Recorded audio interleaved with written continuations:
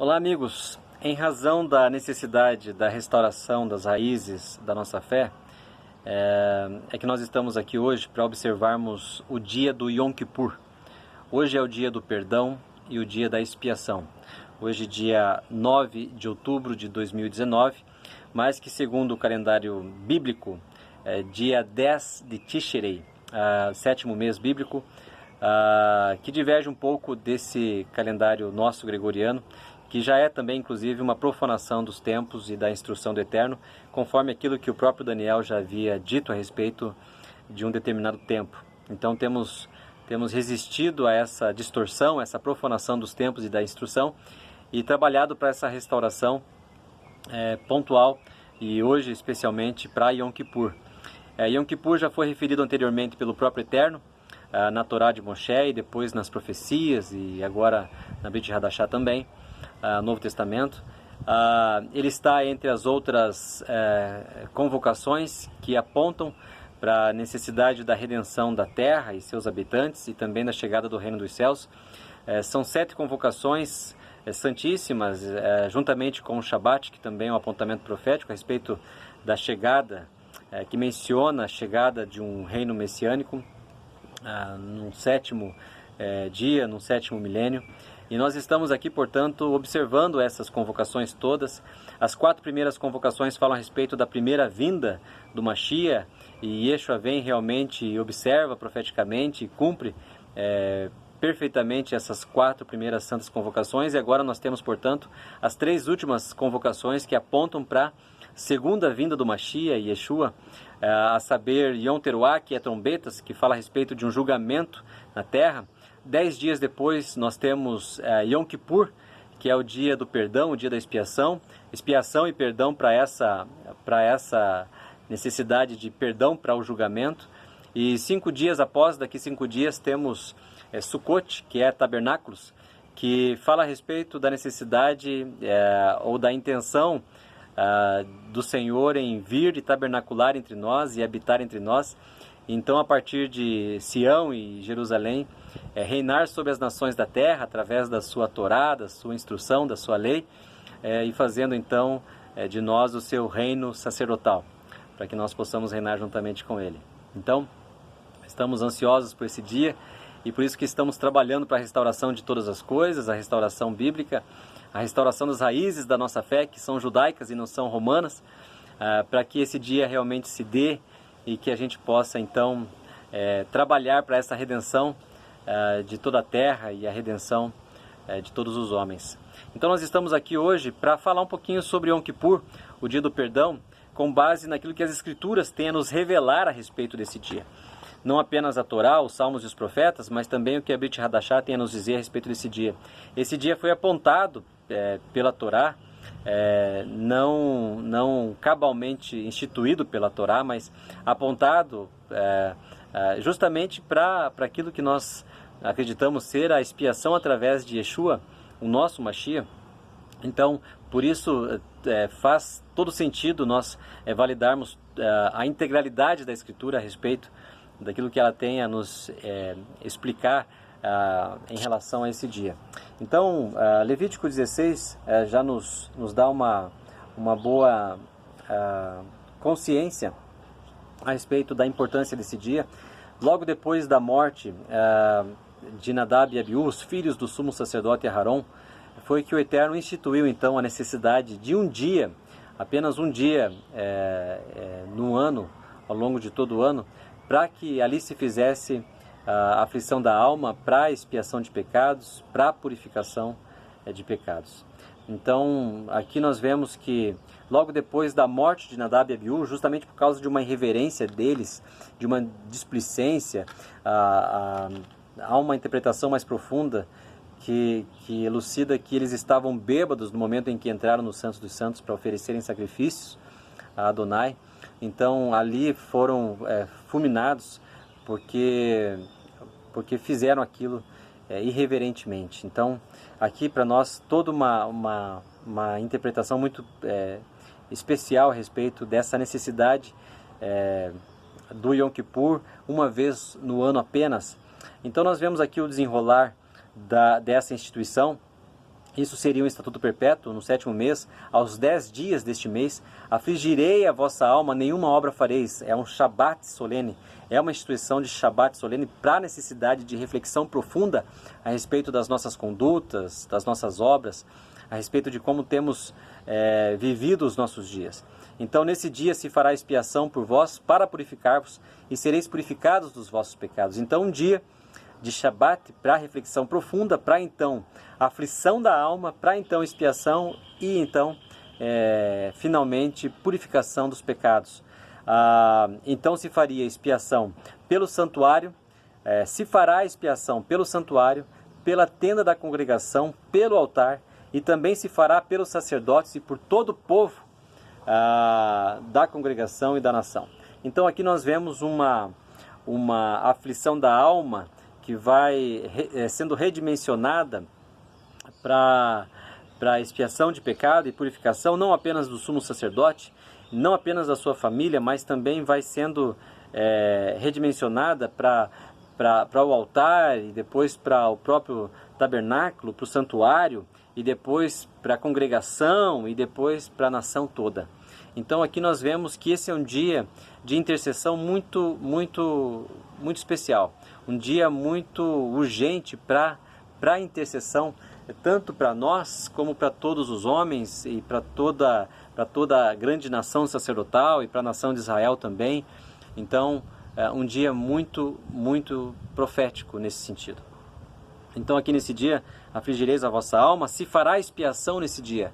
Aqui é um apontamento, o Eterno já apontando já de antemão, que nesse dia se fará expiação.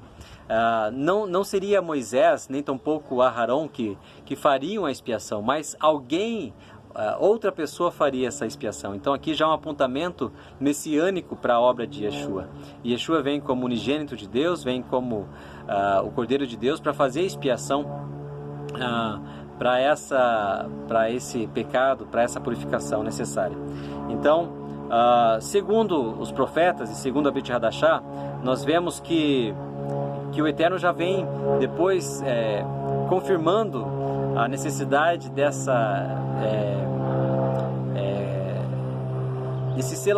selar de purificação através da obra de Yeshua. Isaías, que é o profeta messiânico, nos orienta. Ainda que os vossos pecados sejam como a escarlata, eles se tornarão brancos como a neve. Ainda que sejam vermelhos como o carmesim, se tornarão como a lã. Eu voltarei a minha mão contra ti, mas purificar-te-ei como com potassa das tuas escórias e tirarei de ti todo o metal precioso.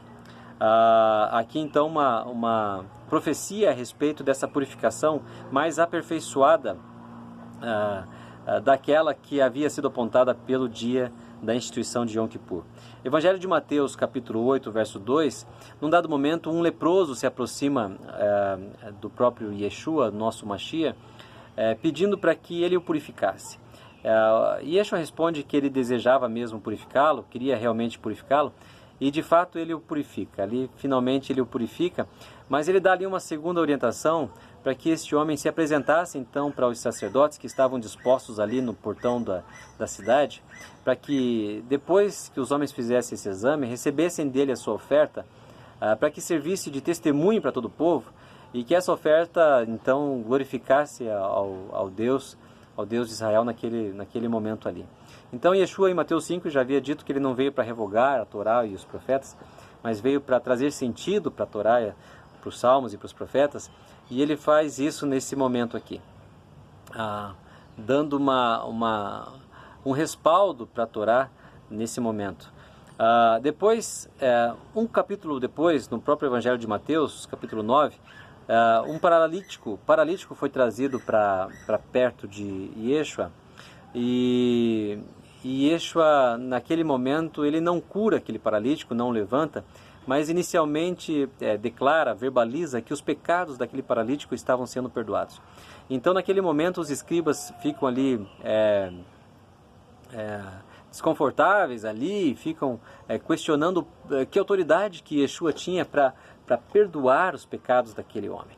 Então Yeshua finaliza, ele conclui dizendo que a mesma autoridade que ele tinha para perdoar os pecados, era a mesma autoridade que ele ia usar para levantar aquele homem da sua maca e fazê-lo andar novamente. Então ele faz isso definitivamente, manda para que aquele paralítico se levantasse.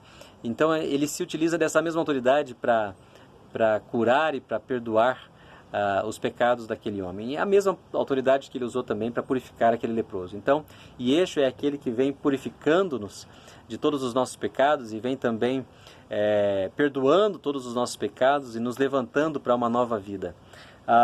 Depois nós vemos aqui um apontamento, segundo a Torá, que Yom Kippur seria apenas uma vez no ano. E de fato é, cerimonialmente falando. Mas nós vemos que em Mateus 27, o Evangelho nos revela que no exato momento da morte de Yeshua, o véu daquele templo se rasgou do alto a baixo. E isso nos comunica que aquele caminho que estava reservado, exclusivo, apenas para o sumo sacerdote, para o Kohen Hagadol, que é o sacerdote maior, então agora está aberto para que nós possamos entrar também e ali desfrutarmos da presença do Eterno e ali também intercedermos por todos os homens. Hebreus capítulo 10, a partir do verso 19, nos revela um novo instrumento proporcionado por Yeshua, que é esse sumo sacerdote perfeito, que é esse sacrifício perfeito e também esse templo perfeito para nós. Yeshua, porém, tendo oferecido para sempre um único sacrifício pelos pecados, assentou-se à destra de Deus, porque com uma única oferta aperfeiçoou para sempre todos quantos estão sendo santificados. Então, o sacrifício perfeito, o sumo sacerdote perfeito e o templo perfeito, o santuário perfeito, vem nos aperfeiçoar também e vem nos santificar também.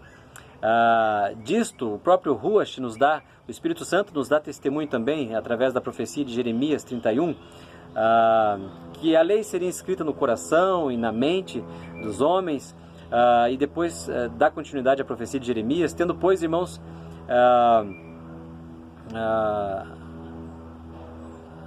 recebido dessa aliança, porém no coração de vocês e na mente de vocês a lei, e acrescenta também: de nenhum modo me lembrarei dos seus pecados e das suas iniquidades para sempre.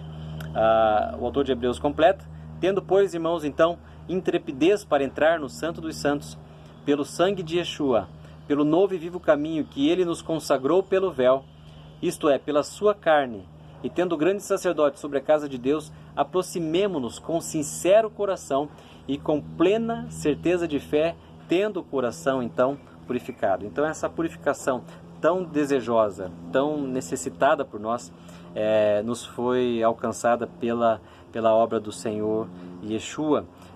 Ele entrou no Santo dos Santos, através do seu próprio sangue nos abriu o caminho. Então esse é o instrumento que ele nos proporciona, esse é o novo e vivo caminho que ele nos consagra pelo véu, isto é, pela sua própria carne. Então a carne era a comunicação daquela cortina que foi rasgada para que nós pudéssemos então entrar. Mas aqui cabe perfeitamente uma exortação. Foi por causa do pecado de Nadab e Abiú que se instituiu então Yom Kippur. Aqui cabe uma reflexão importante. Em Êxodo 24, nós vemos que, num dado momento, Nadab e Abiú foram levados por Moisés, juntamente com outros anciãos e sacerdotes, para uma parte do monte, e ali eles contemplaram os blocos de safira que estavam diante da face do Eterno. E ali nós vemos que ali naquele exato momento eles sentaram, comeram e beberam. Eles faltaram com a reverência, com o temor e com a devida consciência a respeito do valor que aquele momento tinha. E então em Levítico 10 se revela aqui que nesse momento aqui em que eles entram no Santo dos Santos de forma irreverente, então eles foram tocados pelo Eterno, trazendo para nós essa reflexão profunda do que significa o dia do Yom Kippur e do que significa esse novo e vivo caminho que nos foi proporcionado pela obra do Senhor Yeshua. Precisamos reaver a reverência, precisamos reaver a nossa consciência, o nosso temor a respeito do que significa esse dia de Yom Kippur e o que significa para nós adentrarmos no Santo dos Santos e permanecermos na presença do Eterno e ali termos o privilégio de podermos interceder por todos os homens, por todas as nações, pelas nossas famílias, pelas instituições e pela nação de Israel e pela redenção da terra e pela chegada do reino dos céus. Shalom a todos, uma boa observação de Yom Kippur.